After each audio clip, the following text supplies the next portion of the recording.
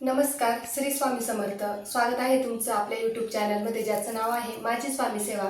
तर आज मी तुम्हाला ही सेवा सांगणार आहे की म्हणजे खूप महत्त्वाची आहे आणि आपल्या रोजच्या जीवनामध्ये आपल्याला कुठल्याही कामात जर यश मिळत नसेल किंवा कोणती काम जर आपण हाती घेतलं असेल तर ते पूर्ण जात नाहीये, घरामध्ये सततचे वाद असतील तर त्याला कुठेतरी आपला पितृदोष असतो किंवा म्हणजे देवाचं आपल्या काही कडून कळत न कळत चूक होत असते, तर त्याच्यामुळे आपल्या आयुष्यात जे पण काही प्रॉब्लेम येतात तर त्या गोष्टीला काहीतरी कारण असतं. तर तेच मी तुम्हाला सांगणार आहे. आणि दिवसभरातून पण कळत न कळत आपल्याकडून काही चुका झालेल्या असतात, तर त्याच्यावर मी तुम्हाला हा उपाय सांगणार आहे.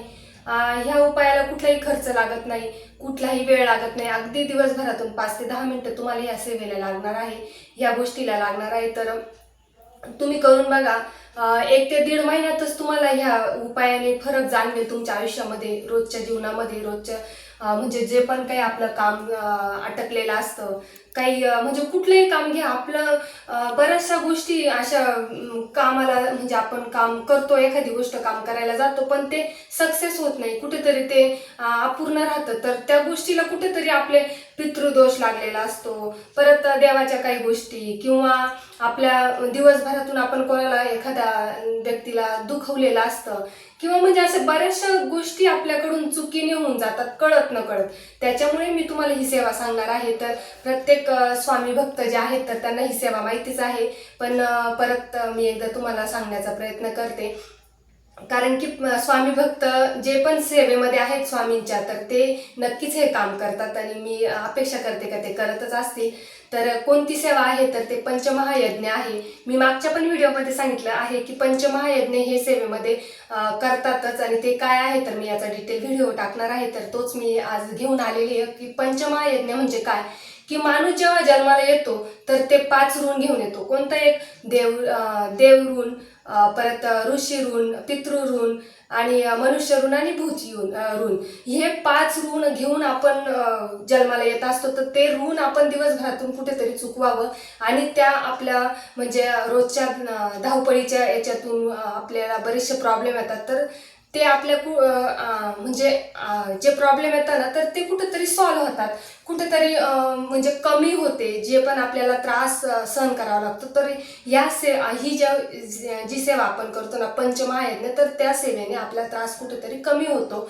असं काही नाही की ही सेवा केल्याने सगळंच काही हे होणार आहे चांगलं. तर कुठेतरी जो त्रास 100% आपल्याला होतो ना तो कुठेतरी 50%वर येतो. तर एवढं या सेवेचं. आणि रोजच तुम्ही ही सेवा जर केली तर अक्षरशः म्हणजे या सेवेची इतकी प्रभावी सेवा आहे की आर्थिक सुद्धा अडचणी तुम्हाला राहणार नाही. तुमच्या आयुष्यात ज्या पण काही समस्या आहेत त्या सगळ्या काही नाहीशा होतील, एवढे ह्या सेवेमध्ये ताकद आहे आणि एवढी ही सेवा प्रभावी आहे. तर दिवसातून तुम्हाला काय करायचं आहे, कुठलाही खर्च नाहीये, कुठलाही वेळ लागणार नाहीये. तर दिवसभरातून तुम्हाला ही सेवा करायची आहे. तर उठल्या आंघोळ झाल्यानंतर तुम्हाला अग्नीला तूप अर्पण करायचे. म्हणजे कसं, म्हणून काय तुम्हाला आता चूल पेटवायची आणि लाकडं गोळा करायचे असं काही नाहीये. तर तुम्ही गॅस पेटवायचा आहे, एका रद्दीचा कागद घ्यायचा आहे, त्याला शुद्ध गाईचं तूप लावायचं आहे आणि तो कागद अग्नीमध्ये जाळायचा आहे. गॅस पेटवायचा आहे. कितीसा 1 मिनिट लागतो, 1 मिनिट पण नाही, काही सेकंद लागतात.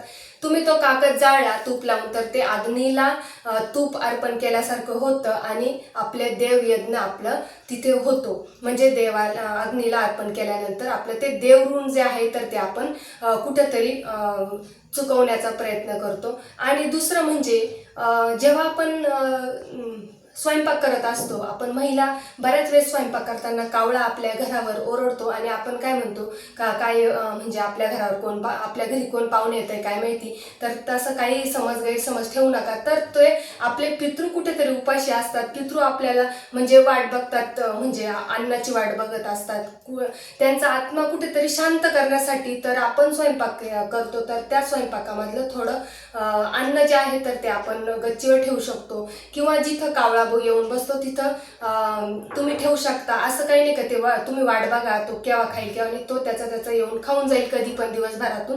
तर ते कावळ्याला दिल्याने आपले पितृ ऋण जे आहे तर ते नाही म्हणजे ते आपण चुकवत असतो.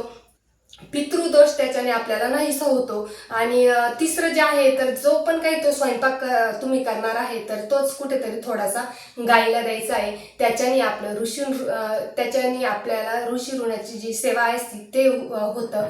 आणि चौथं जे आहे, तर ते कुठं मनुष्य ऋण आहे. तर दिवसभरात एखादी चांगली व्यक्ती आपल्या घरी येते आणि त्याला जर थोडंसं आपण जेवण दिलं, तर ते कुठंतरी मनुष्य ऋण जे असतं तर ते होतं. कुठलाही व्यक्ती असो, चांगला व्यक्ती असो, तर त्याला आपण अन्न दिलं पाहिजे. किंवा नाहीच जमलं तर आजूबाजूला आपले मुलं असतात, लहान लहान मुलं खेळायला येतात, कधी कधी घरात पण येतात, तर तुम्ही त्याला 2 बिस्किट देऊ शकता किंवा चॉकलेट देऊ शकता. ते सुद्धा सेवा तुम्ही करू शकता. आणि 5वं म्हणजे भूत ऋण, म्हणजे मुंगीला तुम्ही साखर टाकू शकता. हे तुमचं 5वं काम. 5 कामं तुम्हाला दिवसभरातून करायचे आहे. मुंगीला 2 दाणे साखर टाकायचे. घरात इकडे तिकडे नसतील तो उंबरठ्यावर नक्कीच 2-3 मुंग्या तरी आपल्याला दिसतात. प्रत्येकाच्या घरात मुंग्या ह्या दिसतातच. तर तुम्ही 2 चिमूटभर साखर टाकायची. तर ते आपलं भूतऋण असतं, तर ते कुठेतरी आपल्याला चुकवण्याचा आपण छोटासा एक प्रयत्न असतो. तर तुम्ही ही सेवा नक्कीच करा. पंचमहायज्ञ सेवा केल्याने आपल्याला आयुष्यामध्ये कुठलीही समस्या आपल्या आयुष्यामध्ये राहत नाही. तर इतकी प्रभावी सेवा आहे, तर नक्कीच करून बघा तुम्ही.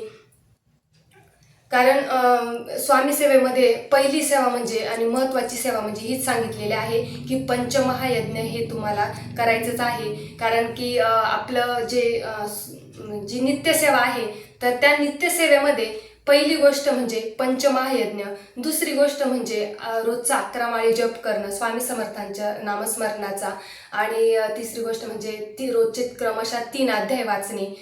तर ही नित्यसेवा आहे आपली. तर नक्कीच तुम्ही ही सेवा करा.